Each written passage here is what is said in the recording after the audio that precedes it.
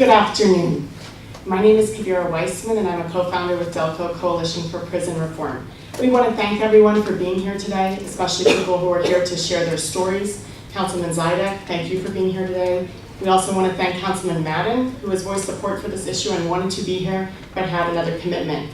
We want to let you all know that we did invite multiple elected officials from both sides of the aisle, including all members of County Council and the prison board over email as well as by phone or in person, but we did not hear back from some of the other members of council.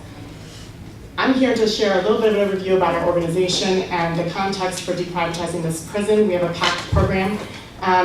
Just to tell you a little bit about Delco's CPR. We were founded last year and we're focused on local prison reform and ending mass incarceration. Our first issue campaign is deprivatizing Delco's prison. We want to see this prison return to county management and public oversight. Our leadership team includes people who are formerly incarcerated at this facility, lawyers with clients there, community leaders, and activists from across the county. We hope you will join us if you haven't already. You can follow us on Facebook and Twitter, sign up for our email list, and come to our monthly organizing meetings, which are held the third Thursday of each month at 7:30. George Hill Correctional Facility is the only privately managed county prison in all of Pennsylvania. It's technically a county jail, but colloquially many people refer to it as a prison, which is what I'll do today. It has 1,883 beds. 88% of the people who are incarcerated there are detainees, which means they have not been sentenced, and more than half of those are there because they can't make bail. The population doesn't reflect the population of Delaware County. 50% of the people there are black, for instance, and there's only 21% of black people in the county. So they're incarcerated at way higher rates. There's a history of a lot of issues at this facility, including wrongful deaths, high numbers of suicides, sexual assault, and many other issues which we'll hear about today. It's privately managed by Geo Group, with a contract up for renewal in December of this year. It's changed hands a few times among a few private companies. It was with Geo Group initially, then Community Education Centers, back to Geo Group again, and some of the staff has stayed the same during those different management companies. We're going to answer questions later. Thank you. The superintendent for this facility is John Riley, who is also the Republican Party county chairman's brother. He's the brother of Andy Riley. We believe that we want to make conditions more humane for people incarcerated there, as well as for staff who work there who are often overworked. So private prisons, as you may know, are a billion-dollar growth industry. They have many areas in which studies have shown that they're worse than public facilities. They're more unsafe, and they have worse recidivism rates, for instance. They also often have something called occupancy clauses, which is where they guarantee that beds be filled. This is very important because in our county, we've been told that Geo Group, the county has to pay Geo Group $13 a head for every bed that's not filled. And this is from Superintendent John Riley during our prison visit. If, for instance, they dip below 100 people a year, 100 people daily for a year, that would amount to $474,500 annually the county would have to pay Geo Group above and beyond the contract. So there's really an incentive built into this arrangement for filling beds, not for rehabilitating people. Geo Group is the second largest private prison company in the United States. They also donate heavily to Republicans. And for instance, in 2015, they made $2,135 per prisoner nationwide. So they're really here to make a profit. They may want to look like they're doing a good job, so they continue to get contracts, but their incentive is not rehabilitation, it's making money. In terms of county council and the prison board, there's a $49 million line item in the county budget for this facility, and typically council is the body that authorizes contracts. For everything else in our county, they're the ones making the contracts. And they should have supervisory oversight of this facility.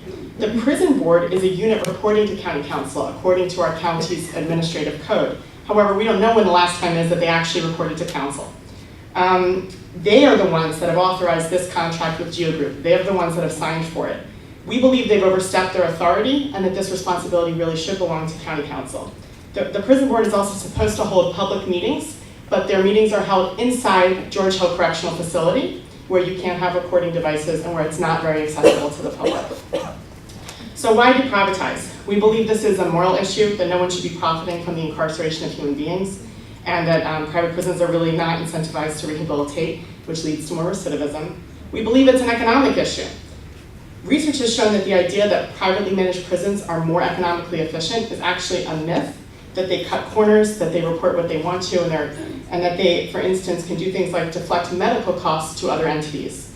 Long-term, there are also economic costs of higher rates of recidivism for our communities and for taxpayers.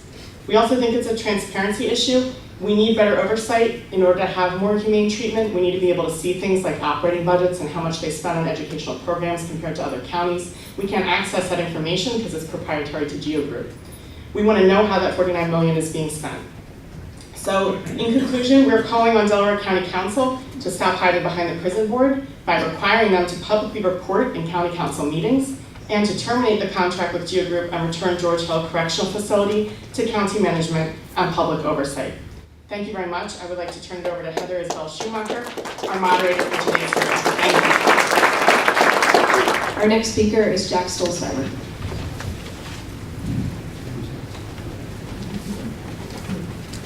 Thank you, Heather. My name is Jack Stolzheimer, as you've just heard. I'm a former prosecutor, both here in the county and as a federal prosecutor as well. And I'm very proud to say that under President Obama, the Department of Justice came out and issued a report saying private prisons are wrong, they're unjust, and they needed to end. Unfortunately, after the 2016 election, we had a different president come into power, and stocks for companies like the GEO Group have dramatically increased because private prisons are back on the agenda, and we need to stop it here and stop it now in Delaware County. As Kabira said, this is a facility that is managed by the county through a contract with a provider, GEO Group, who has had this contract for over 20 years under a variety of different entities, but they claim all of them now because they have subsumed and bought those different entities.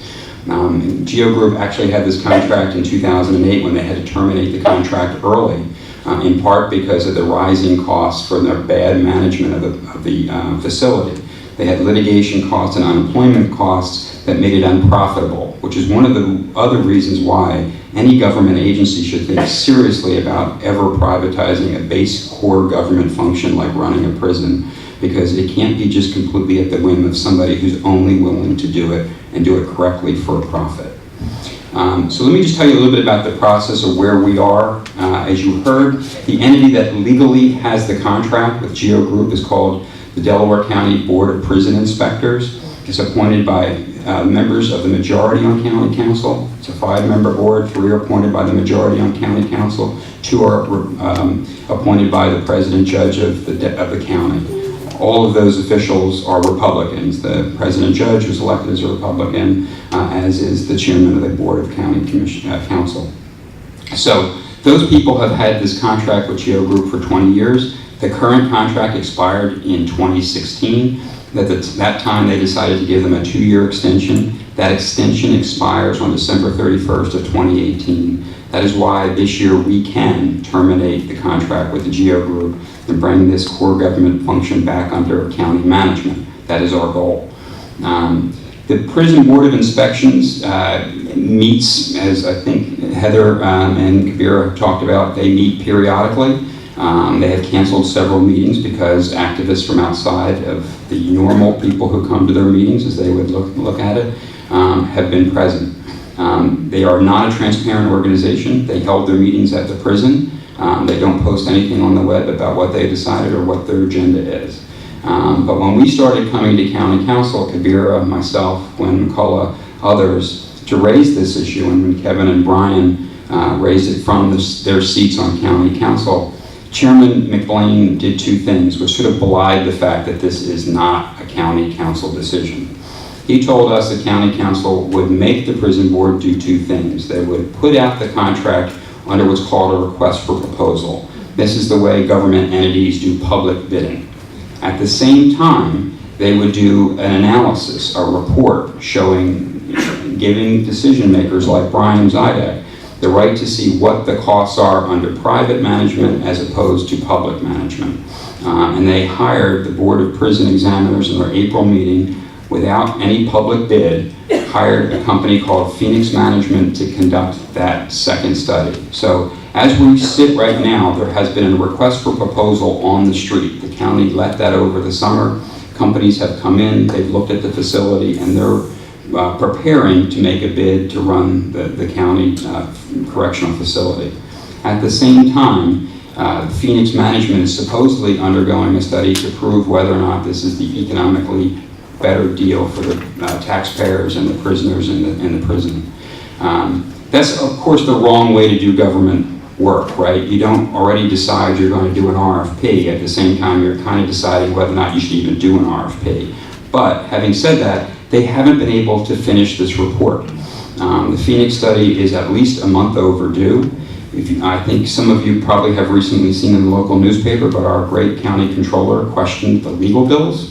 $370,000 have been spent for 3 lawyers working on that study. This does not include the actual Phoenix consulting firm themselves. But so far, we've spent $370,000 on this study, which is not timely and isn't finished. And we don't even know what the ultimate cost is going to be. So at this point, County Council is the entity that we're going to have to ask to date exactly what Kabira mentioned and are going to remain up here, I think, for everybody to see. We want to terminate this contract, no matter what the Phoenix study says. We'd like to see the Phoenix study. We'd like to see the argument as to why anybody thinks this facility should be private and not run by a public entity. But we think that the County Council majority and the Board of Prisons need to get their homework done, get their report finished, and then have a public meeting where they decide whether or not County Council, the people we elect, not a board of private prison examiners, are going to decide whether or not we privatize or continue to privatize this facility. Thank you very much, and I'll turn it back over to Heather.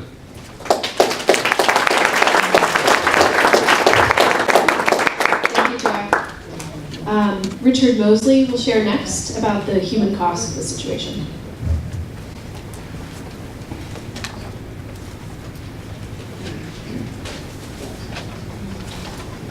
Hello, how's everyone today? My name is Richard Mosley. I am a member of Put People First, which is a statewide organization, and we fight for human rights, particularly health care on the outside and health care within the prison system.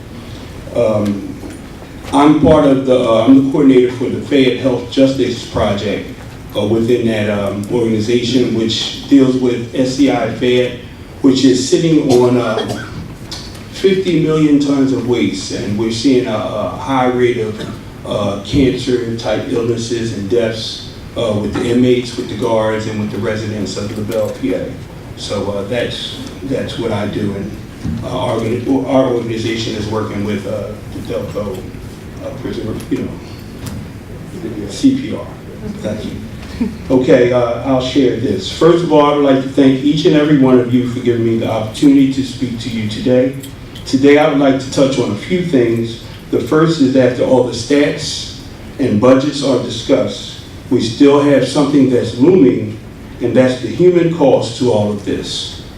Many returning citizens or ex-offenders, whatever you choose to label them, they come back to society and they need a lot of help. They need emotional help, they need financial help, they need psychological help. So we have to always ask ourselves, are we still in this for the punitive part, or is there actually still a rehabilitation side to all of this?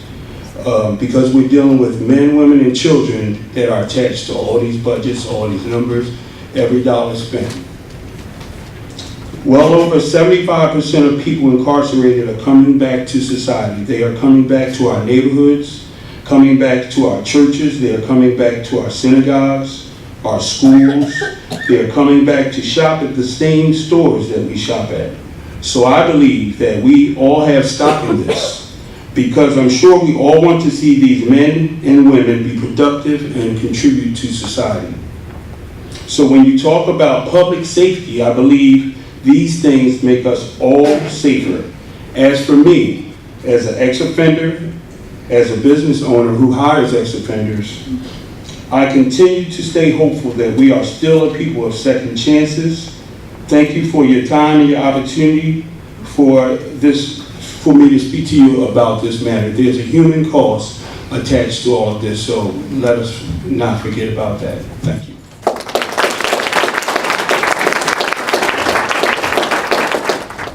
Okay, hi everyone. My name is Jennifer Murphy, and I'm going to just to expand on some of the points that Kabira made in her initial presentation about research on private prisons a little bit more general. To put everything into context about what we're talking about, George Hill Correctional Facility, it's good to get a little bit of background about when and how private prisons emerged, and then look at some research into possible cost effectiveness, safety issues, and recidivism. So as far as the background and context, several states did have private facilities at various points between 1850 and 1950, but they were phased out because of inmate abuses. So what we're talking about today is a relatively new phenomenon of private prisons emerging in the 1980s and 1990s. So at the state level, the first private prison opens in Kentucky in 1986, the first federal private prison contract in the late 1990s. So currently 18 states use private prisons along with the Federal Bureau of Prisons. We can't dissociate the use of private prisons from mass incarceration. So just the rise of incarceration rates in the 1980s and 1990s set in motion a fertile ground basically for private prisons to emerge with increased incarceration and increased prison costs. Private prison companies came in to try to deal with this issue. Kabira is talking a little bit about the GEO Group. They are the second largest provider of privatized correctional and detention facilities worldwide, operating over 100 facilities in several countries. And one of the biggest growth areas for private prison companies are into other kinds of facilities. So immigrant detention facilities, drug rehabilitation programs, reentry facilities. These are areas where private prison companies are increasing their footprint. About 65% of ICE detainees today are held in private prisons. So here's a little chart to just show you over time the growth in the number of prisons in private facilities at the state and federal levels. So today we're talking about 8% of all inmates across the United States are held in private facilities. So it's a relatively small percentage of the entire prison population, but it's a growing one, and almost all new prison construction in the last 10 years has been by private facilities.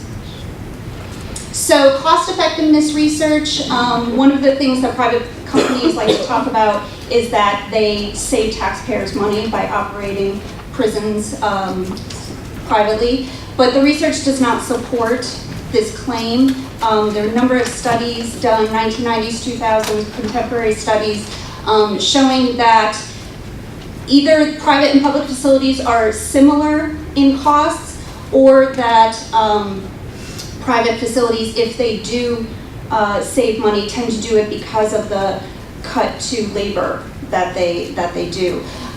So these studies, though, at the same time are very difficult because it's hard to compare apples to apples, and facilities are very different when you look at different facilities and the populations that they manage. But at the state level, there have been several state level studies that are quite good, because Mississippi, for instance, manages both private and public facilities at the state level, so they can provide some comparisons of facilities. So all those state level studies show that there is no cost effectiveness to using private facilities run the prisons.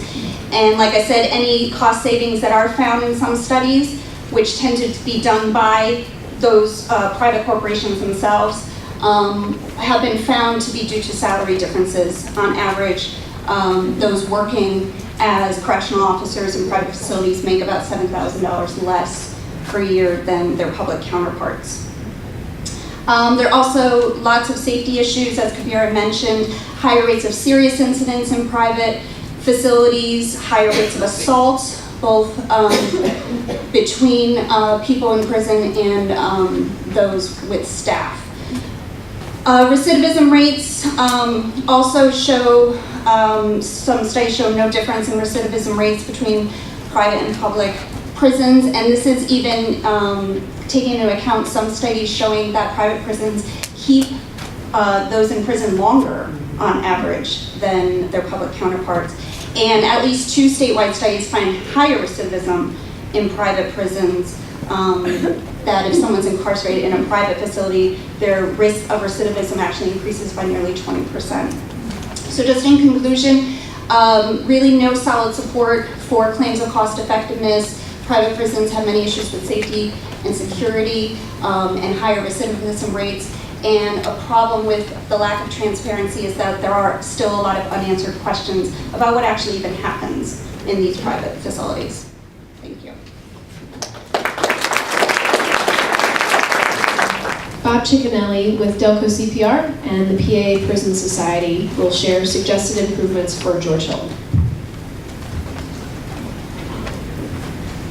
Good afternoon. As Heather said, I'm on the board of directors of the Pennsylvania Prison Society, which has for 231 years been charged by the legislature with monitoring the conditions inside our prisons and jails. To do this, we are the state's official visitors. We have the same access to every prisoner in Pennsylvania that Governor Wolf has.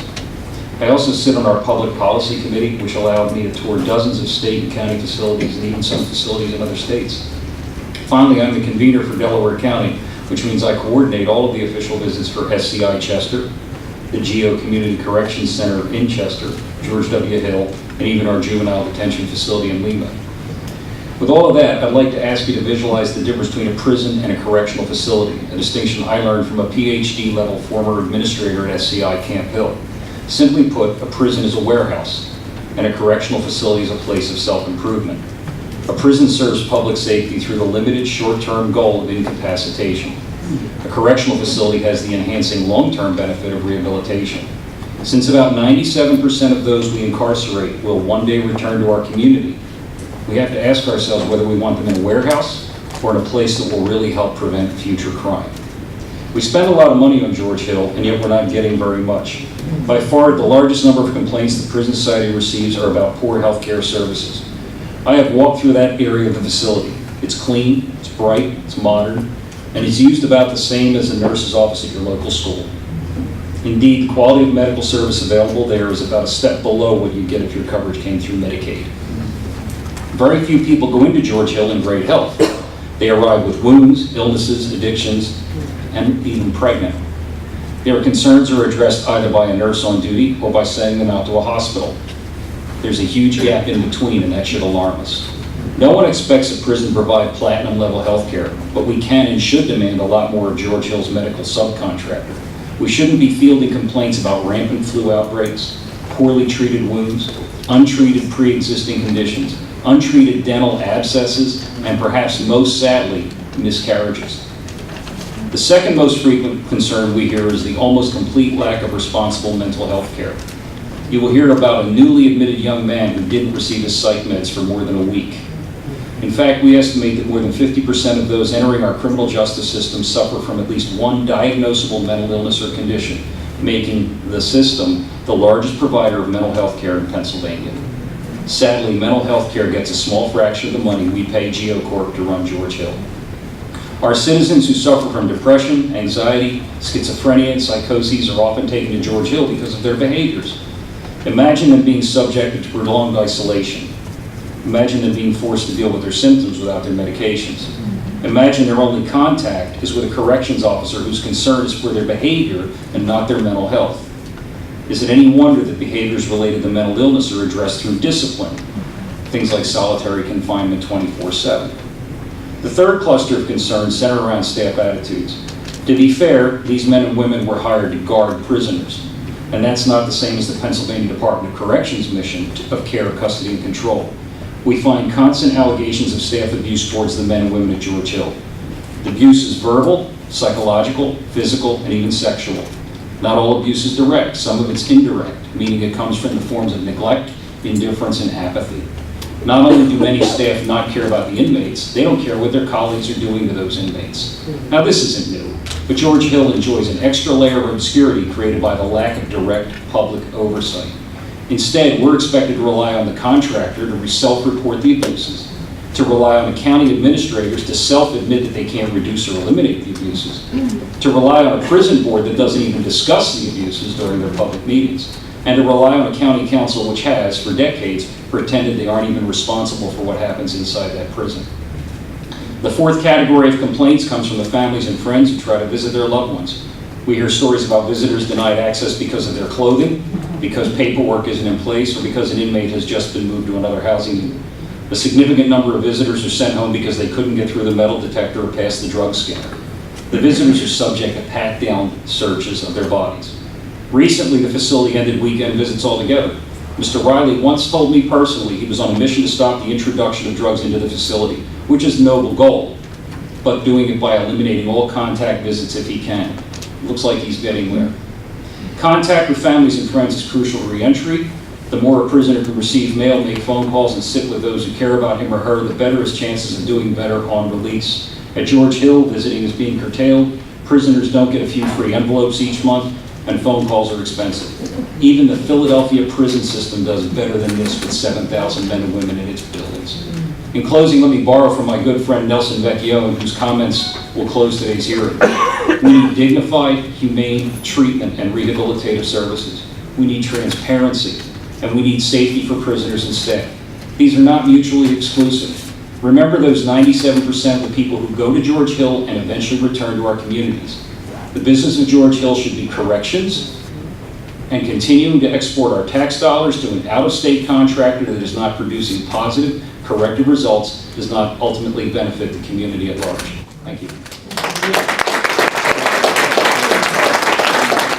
We're grateful to all of you who shared your experiences and perspectives, and all of you who have taken the time out of your busy schedules, especially during this midterm cycle, to show up for this issue in person or while watching the live stream at home. We hope that you will stay engaged. We need everyone here to make our voices heard on this issue. In closing, I would like to share a statement from one of our Delco CPR team members, Nelson Vecchione, who could not be here in person today. So this is Nelson's statement. Over the past several months, I have spent many hours collecting personal stories, transcribing notes, and listening to people recount their personal, often very difficult experiences at the George W.H. Correctional Facility. This process brought to mind several important realizations. First, that these former residents of GW Hill were all in need of help, and they were all deserving of dignified, humane treatment and rehabilitative services. Many of George W. Hill's former residents were there awaiting trial, unable to make bail, but not yet convicted or found guilty of any crimes or offenses. It's important to note that all these former residents at this facility are people first. Someone's mother, father, sister, brother, aunt, uncle, cousin, niece, nephew, employee, employer, or friend. They are in most ways just like you and me and many other members of our community. And for transparency's sake, I confess without pride that although I have never been to George W.H. facility, I have personal experience with the PA correctional facilities, where I did a lengthy stay, so I know when correctional policy works and when it doesn't.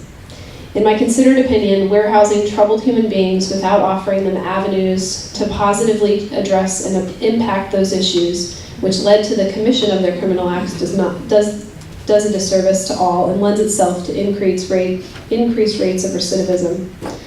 Secondly, that many parents and family members who went to visit their children and loved ones did not need to be subjected to disrespectful interactions and increased anxiety because they were worried for their loved one's safety while at the GEO Group managed facility. Third, perhaps the saddest realization of all was that no person I spoke to, be they an ex-inmate, parent, or family member, told me that they had a positive experience at George W. Hill. No one even told me they had been helped in any way while they were there. The statement above is sad and unacceptable.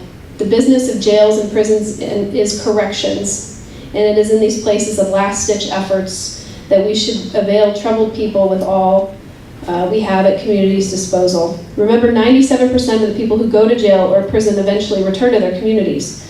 Continuing to dump money into a facility that is not producing positive corrective experience for its residents does not ultimately benefit the community at large.